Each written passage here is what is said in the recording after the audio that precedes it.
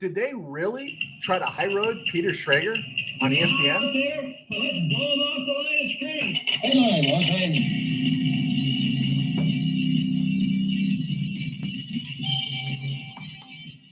Live from the studios of the RamCave in the home of the Camellias, I'm Joe Terosian, and this is RamView, the September 5th, 2025 edition, brought to you by Kistler Law Firm. Injured in an auto accident? Need help? Got questions? Call Kistler Law at 661-206-6990. That's Kistler Law at 661-206-6990. And check out KistlerLawFirm.com. Kistler Law, they've been fighting for you since 92. And by Temple City Auto Repair. Having some auto issues, get yourself some John and Henry at Temple City Auto Repair.com. All right, dressed a little differently today. Got on a little early because there is the football game at 5, and so I wanted to slip this one in. Don't want to take anyone away from the game. I got an ego, but my ego isn't big enough to think I can compete with an NFL game that's on live. All right, so no new news with the Rams. Everything's going well. But before we break down a little bit more of that Texan game, I did my morning church broadcast. You know, I pastor a church. You guys know that. And I'm not trying to bring that into here. That's not what you're here for. I respect that. But I talked about people high-roading everybody, like trying to, when they start talking about, oh, these are my credentials, they lead with what their credentials are and their parchment and who they know. And I didn't think anything of it. So I worked a funeral today, and I came back to do some prep for this afternoon's show. And I saw the link where Ryan Clark high-roaded Peter Schrager on an ESPN board. I don't watch ESPN. I mean, maybe with a gun to my head, I will. Or if there's an actual live game on, I will. But I don't know if it was a roundtable this morning, whatever they have. But I think, I'm looking at who was there. I think Orlovsky was there. Teddy Bruschi was there. And so they were talking, and Schrager had a different opinion. And Clark played the whole well as a non-player. And it's like, really? You're going to high road somebody like that? I got to tell you, for me, all it takes is for somebody to high road me or somebody else, even if it's not me. I've made some mistakes early on when I was working at the Mid, where I had some young writers working for us, and I had some older writers within and in other places take some cheap shots at my young guys, and I didn't like the way they were being high-roaded, and I probably overreacted. I can't stand it. I've been high-roaded quite a few times. I've been high-roaded. Well, I was high-roaded with this podcast. I was as a sports writer, I was high-roaded by some folks when I was younger, and especially as a minister, you get high-roaded. And the idea that Ryan Clark, I mean, kudos, he played in the NFL, but I guarantee you, that guy doesn't do half the work Peter Schrager does. And Peter Schrager's not even my favorite guy, but he doesn't do half the work that Peter Schrager does. And if I was Schrager, I would have flipped it in here and said, yeah, okay, I'm the non-player, but you guys are the non-sports journalists. You guys are kind of coming into my world. I guarantee you Schrager has had more training to be in front of the camera than those other three guys. And I just thought it was, again, man, the more you see Ryan Clark, man, the less and less class he has. And I just had to get that out of the way. Thank you guys for clicking on. I really did not expect anybody to join me. I think I mentioned I might come on early. So thank you for being here. Let's see if we can say it. Brian Smith, CMC, Christian McCaffrey, still listed as questionable against Seattle. Isn't that funny? Well, wasn't this the same thing a year ago, right? Wasn't this the same thing a year ago? I got a text from Steve Ramirez. There he is. Steve Ramirez he said, here we go. It's already started. USA X-Pac, did you get a chance to watch the latest Behind the Grind? I really like the linebacker room stuff. I'm sorry, USA X-Pac. I know I said I was going to, and I didn't. I let you guys down. Steve Ramirez, Dr. Chow said, 2 days, Stafford's back is like a ticking bomb. Tony Romo had the same thing, set out the year. P. Rivers played the whole year. He said it's weight. Yeah, he's 37. I have no doubt that even before everything flared up, remember how quick the Rams were to bring back Garoppolo? Yeah, I have no doubt. And I honestly, I still think the Rams win the NFC West with Jimmy Garoppolo if Stafford goes down. And honestly, after seeing Philly last night, I have some real questions about Philly, and it goes beyond the spitting incident. Micah Gutierrez, boy, I'm glad that our trade offer for CMC in 2022 didn't work out. Amen on that one. And remember they were also a year later, they were looking at Brian Burns from Carolina. Now, I'm not saying Burns is a bust in New York, but look what they've developed in terms of Verse and Young, and now we get to see with Stewart. ESG, if the Eagles played the Rams the way they played against the Cowboys, the Rams are winning. Absolutely. And here we go, Steve Ramirez, wait and see. Steve Ramirez, I've been high-roaded. I think we all have at some point, haven't we, Steve? It sucks. And my problem is I think I got the emotional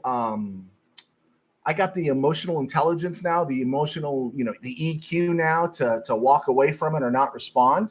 When I was younger, I didn't have it, and I overreacted to a lot of things. Brian Smith, USA expat, agreed. Okay, that's about the linebacker room for the Rams.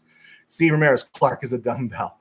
Brian Smith, ESG, really? I thought Philly looked good, unfortunately. Yeah, I'm going to get to that Philly thing here, Brian Smith. Forgotten locale. Nice night for your Cowboys. Sorry it didn't end that well. Philadelphia always starts off slow. Sirianni looked like he was on the hot seat 4 weeks into last year. Yeah, and I was even one of those guys saying that Sirianni could be on the hot seat. What do you guys want me to do? You guys are my guests. I guess I could talk about that game last night.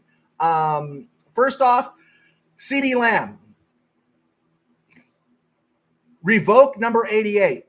He doesn't get to wear number 88 for like 4 weeks. He had 3 big drops, and he doesn't get it. And I don't like the pass that Collinsworth gave him, and I don't mind Collinsworth saying on that last 4th down throw that was a tough thing. When you're getting 15 rocks or you're a 15 rock cap hit against the cap this year and a 38 rock hit next year and a 41 rock this year, you're supposed to make that catch. That's why you're being paid that money, because you make those catches, let alone the ones that are right, in your hands, right? And manos de pegamento, hands of stone. That was abominable for a number 1 receiver.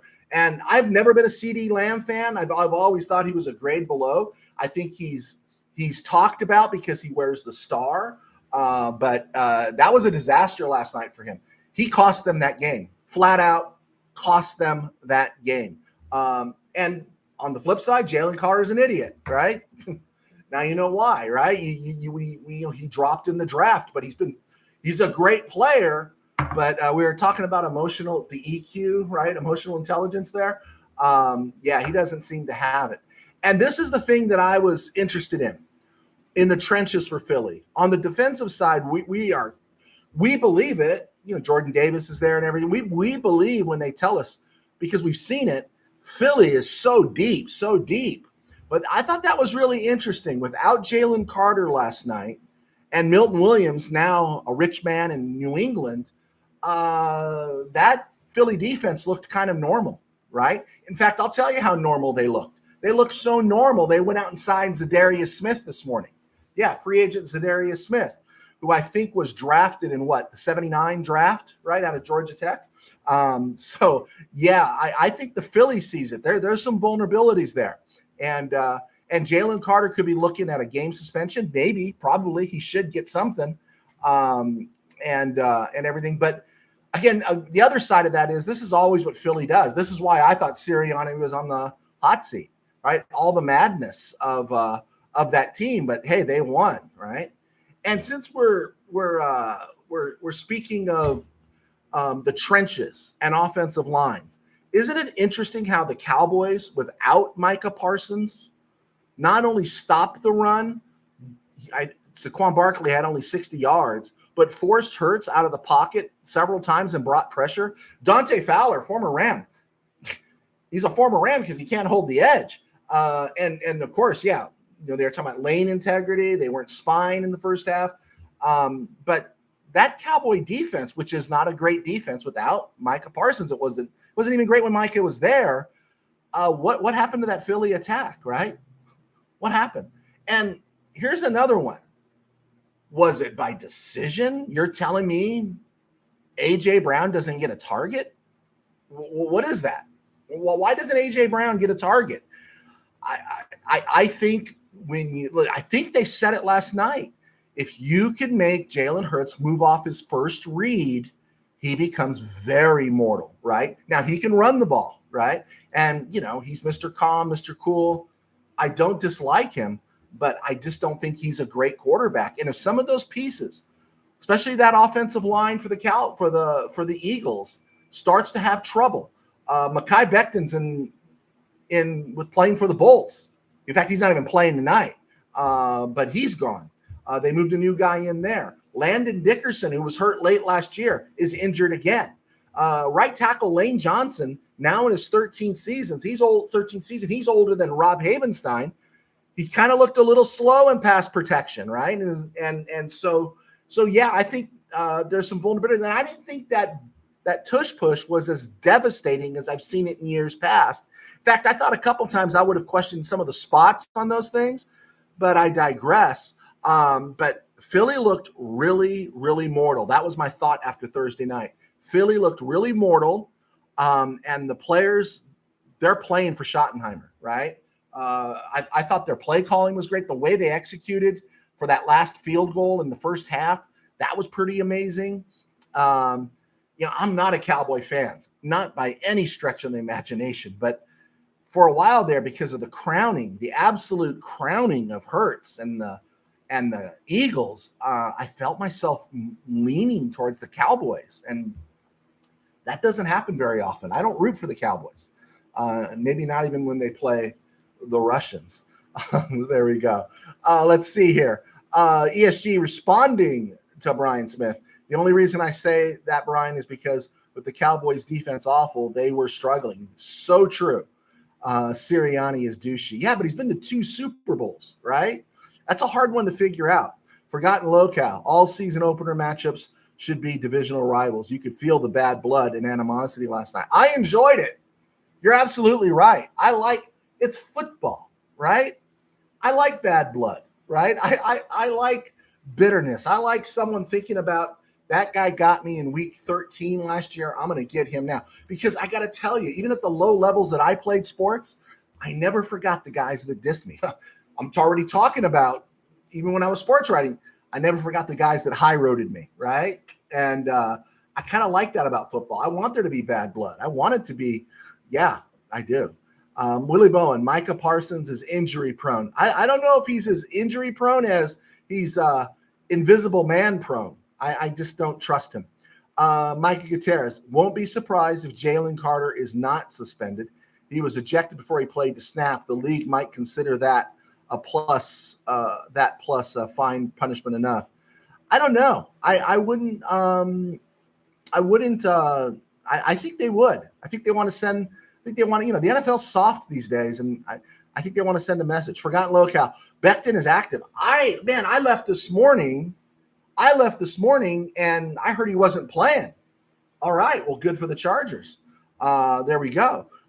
Brian Smith, great point last night about Parsons. They had they re-signed him, Dallas would have had 3 players eating 50% of their salary cap. Smart move by Dallas. Yeah, the bummer is, think where they would be with those picks from Parsons, and maybe if they had moved off of CeeDee Lamb. Oh, yes, I said that. Did not see it last night, but heard some noise regarding the national anthem. Yeah, Boys to Men. I got a text from my brother saying it was the worst one ever. I watched it. I've seen 100 times worse than that one. 100 times worse. I thought it was also interesting. They were wearing, was it number 20 for Andre Waters, 92 Reggie White, and number 99 for Jerome Brown. At least I think that's why they were wearing them. I noticed it right away. Those were 3 deceased Eagles players, and I'm wondering if that's why they did it. Willie Bowen, say hi to Steve, Brian, and Micah. Brian's with Willie Lampkin will move up to the second string left guard if Dickerson can't go. Yeah, Dickerson looked like he was howling last night in pain. There you go. ESG, no way. Carl Lewis had the worst national anthem ever. There you go.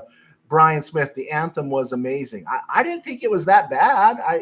It wasn't Marvin Gaye at the NBA All-Star game in '83. It wasn't Whitney at the Super Bowl, but I didn't think it was that bad. I thought Roseanne Barr doing the national anthem at a Padre game was probably one of the worst I ever saw. There we go.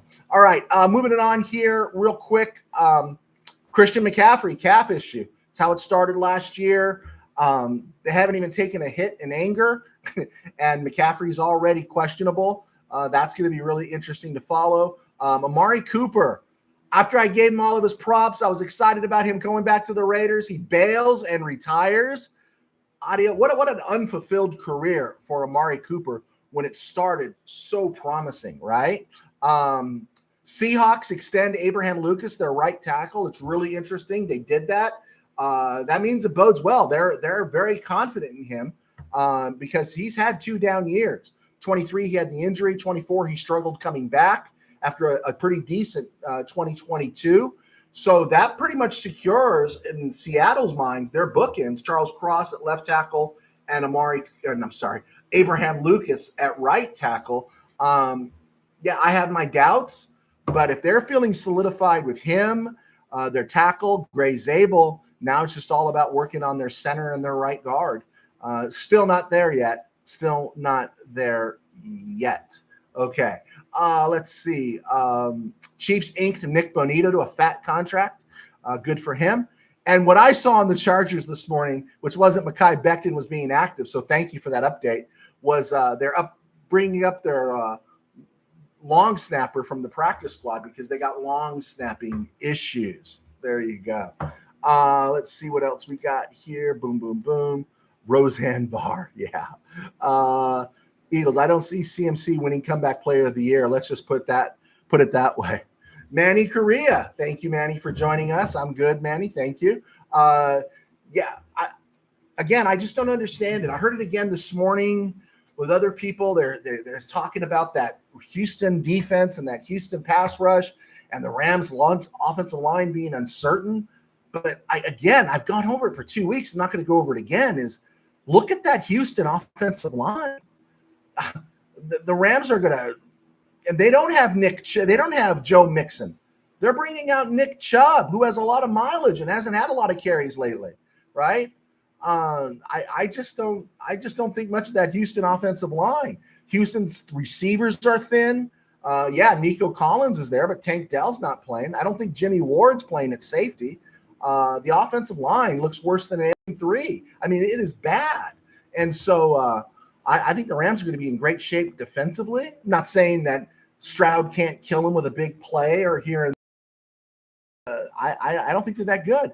And I think the Rams line is solid. The Texans have excellent edge and CBs, cornerbacks, but they are soft up the gut, and they have issues at safety. I think the Rams have an opportunity here. I said a 2-possession game in my original pick, and I'll stick by that. But if I had to give a number, I was feeling very optimistic, and I'm still feeling optimistic. Rams 24, Texans 7.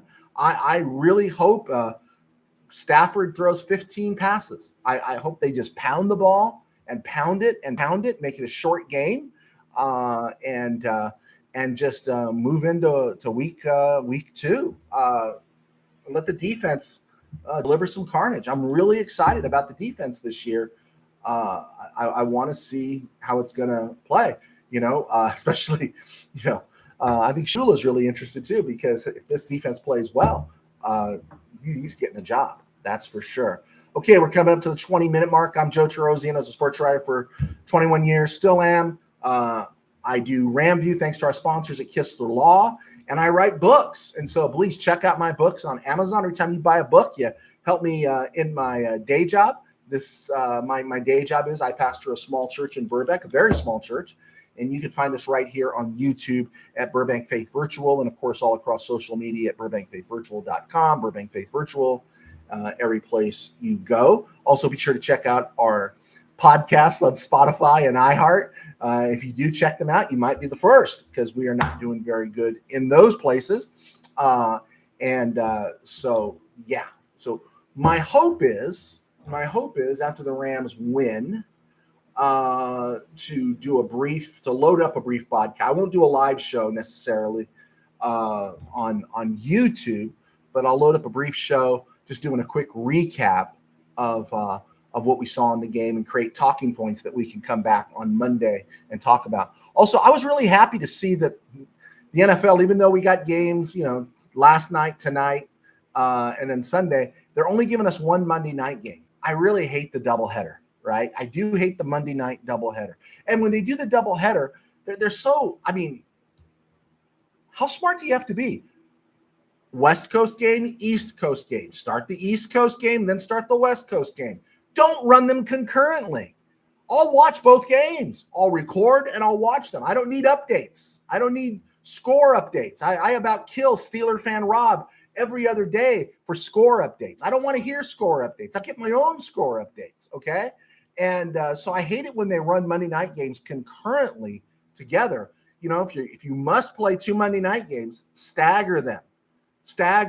4 o'clock out here, 7 o'clock out here. Start in the East first, come West, or don't do it at all. And here was the other thing I wanted to say, that even though I disagreed with Collinsworth on the trying to give CD a pass on that catch that he dropped at the end that he dove for, but at his price, he needs to make those catches.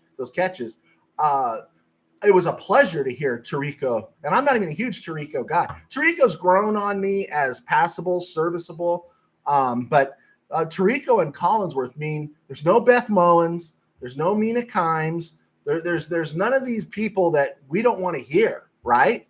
And they all kind of go away, and so yeah, I was really, really happy to hear top line announcers, right? And I know I'm going to have to deal with Troy Aikman very soon. I'm not a big Troy Aikman guy, but even he's better than what we hear during the That's my only complaint about preseason. All right. Like I said, I do not want to go long today. Let's see what else we have up there. Chris Childers, Rams football is back. It is. Mikey Gutierrez, we have a Rookie of the Year revenge game. Kobe and Puka versus Will Anderson and Stroud. Oh, I didn't even think about that. Yeah, Turner got ripped off in that one. Stroud got it because he was not Stroud. Anderson got it because he was the top pick. But yeah, that one was bogus. Turner deserved that. I think Anderson's good. I don't think he's great. I think Daniel Hunter's good. I don't think they're great. They don't scare me. They don't scare me in that sense. They don't scare me in the healthy, younger TJ Watt sense, right? They don't scare me in the Jared Verse sense. But I think the Rams are going to be in good shape here. Stroud's a good quarterback. I do have to say, though, in the playoff game, was the playoff game last year when Stroud threw the ball to Tank Dell in the end zone, Tank Dell blew out his knee again, and Stroud was crying. That really ticked me off. I like Stroud, but if I'm the coach, if I'm the backup quarterback, the mentor, the quarterback coach, I'm taking CJ into the tent and I'm getting all into his grill. I'm slapping him upside the head, say, be a man, right? Remember the scene in Godfather where Johnny Fontaine says, I don't know, Godfather, I don't know. And Vito takes him by the collar and slaps him across the face and says, you can act like a man. And I didn't like that when I saw that from CJ Stroud. I couldn't stand it. I couldn't stand the crying. No, cry off the field, but don't cry on the field. I don't want to see it. It's soft, right? As an old guy used to say to me, shows he's softer than his mama's love. I didn't like it at all. Let's see, Mikey Gutierrez, glad that Rich Eisen is calling a game tonight. I say this with all due respect. I don't like Eisen on game calls. I don't like him at all. I think he's less than ordinary. I don't think he's a studio guy. That's my feel. That's my feel on him. But hey, it's not Beth Mowens, right? There we go. ESG, CJ Stroud needs a Tony Soprano as his coach. Did you guys follow me on that? So you guys are with me on that opinion? Remember that? I just want to know I'm not alone, because people say, gee, you're kind of harsh for a pastor. Hey, man, you don't get one of these by not talking trash in your fantasy football league, right? Boom, right? You got to talk trash, and I can separate things that I do. But yeah, I don't like softness, right?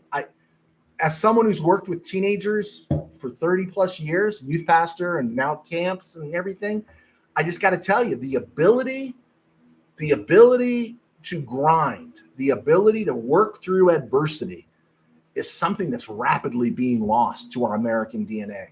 And I know that's a figurative DNA, but in the figurative DNA, there was the ability to grind, and you have to have the ability to grind if you're going to make it in this world. It was a stone groove, my man. Yeah, it was a stone groove. All right, on this day, September 5th, 1973, the Rams waived Jim Nettles.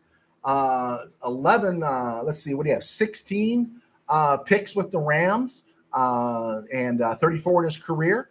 He didn't play again after that. Mike LaHood was waived. On this day in 1982, Jeff Rutledge, who I really liked, was traded to the Giants for a 4th-round pick in 1983. Now, this worked out. Trade Jeff Rutledge to the Giants in 82. You get a 4th-round pick in 83. That 4th-round pick was Vince Newsom, who really gave the Rams some solid clicks at safety throughout the 80s. So nice work there. On this date in 1985, the Rams signed Lynn Kane, former USC fullback, had a nice little run there with the Falcons and William Andrews as his running mate before, I don't know if he blew out a knee or he just got really old. Lynn Kane, pride of East LA College. On this day in 1991, the Rams traded Irv Pankey to the Colts for a 3rd-round pick that they turned into Mark Boutte. Didn't work out too well there, and an 11th-round pick that didn't work out. And on this day, 10 years ago, the Rams released quarterback Austin Davis. All right, since we're not on the air tomorrow, let's get this out here. 1972, the Rams waived Pat Studstill. He had been a Rams punter from 68 through 71. He was cut in favor of Dave Chappell. Sorry, this was in 71. And had been a Pro Bowl receiver for the Lions. Pat Studstill cut 67 passes in 66. He's also featured prominently in the film Paper Lion, where Alan Alda does his best Charlton Heston impression as an actor trying to play quarterback. Let's see here. 1976, September 7th, Rams waive Al Cowlings, Jack Snow, and Al Clark. Cowlings, he comes back again, gets cut again. But it was the end of Jack Snow's run with the Rams. Played in 150 games. He only missed 4. Went to St. Anthony High School. I actually knew a coach that went to high school with Jack Snow in high school. And Jack Snow would say, I'm going to play for the Rams. I'm going to play for the Rams someday when he was in high school. Went to Notre Dame, was drafted by the Vikings and was traded to the Rams. Caught 340 passes for the Rams, averaged 17 yards a catch, caught 45 touchdown passes, only appeared in 1 Pro Bowl, had 1 51-catch season. Of course, it was a different NFL in those days. If you caught 40 passes in the NFL, in an NFL season in those days, you had a really good year because that was the 3 years and a cloud of dust. Snow passed away in 2006 at the age of 62. Rams also on September 7th, 1980, traded Ron Smith, who scored a touchdown in the Super Bowl. They traded Smith, who had been a 2nd-round pick in 78, to the Chargers for a 5th-round pick in 83. Rams, September 7th, 1982, released Frank Corral. September 6th, my bad. September 6th, 1982, released Frank Corral, Jairo Penaranda, Miles McPherson, and then there we go. I think we're good. I think we all got it. That's it. Is that it? Do I got it all? Let's see here. Ooh, no, we're good. We're good. Oh, I think on September 6, 1979, that was a week 2 game. I got that in my notes here. Rams beat the Broncos 13-9, ugly game. Rams trailing in the 4th, and Jack Reynolds returns a fumble 4 yards for the winning touchdown. 1981, the Rams lose to the Oilers 27-20. Rams blow a 17-6 halftime lead. 1992, Bills beat the Rams 40-7 in Buffalo. 1998, Saints 24, Rams 17 in St. Louis. Then there we go. I think we got it all. All right, we're good. Let's see what else we got here. Anybody else have any other question? Micah Gutierrez, harsh talk? The tongue is a sword. There we go. Tim Powers, Stroud needs an anxiety doll. USA Expat, great childhood memories of Jack Snow. Yeah, he had an iconic name, you know. Gabriel and Snow, even though I missed most of their prime, those guys were they're just icons in Rams history. Okay, guys, if you don't do this real quick here, I need you to post your scores right now. Give me your scores because I don't want to leave here without your scores for the Ram game on Sunday. I need predictions really quick here. And I'll drink some water to buy you some time. Put your predictions in the box. I'm going to screenshot them and then remind you of what they were on Sunday. Let's go. Come on. Let's get this done here. I'll give you another minute. Talk amongst yourselves. Let's see here. I will Monday probably come on at 4:00. I don't want to interfere with Monday Night Football and such, so we'll do that. And I'm not getting any score predictions, guys. Give me some score predictions. Somebody. I'm superstitious about Rams. Well, don't be superstitious. Be a little stitious, okay? You don't have to be superstitious. Just be a little stitious, USA expat. I'm not going to make you feel bad. Oh, Brian Smith, 28-21 Rams. Okay, here we go. Steve Ramirez, 20-10 Rams. I said 24-7 Rams. There you go. All right, going once, going twice. All right, one more chance. All right, we got to get out of here. This long sleeve shirt is killing me. And here we go. All right, guys, thank you for joining. Thank you for being here. Sorry I was on early, but we're going to come on after the game, at some point after the game on Sunday, and I will be at 4:00 on Monday. God bless. Take care. We will see you soon. All right, let me get a screenshot there. Boom. Boom. Boom. All right, got a screenshot. God bless, guys. See ya.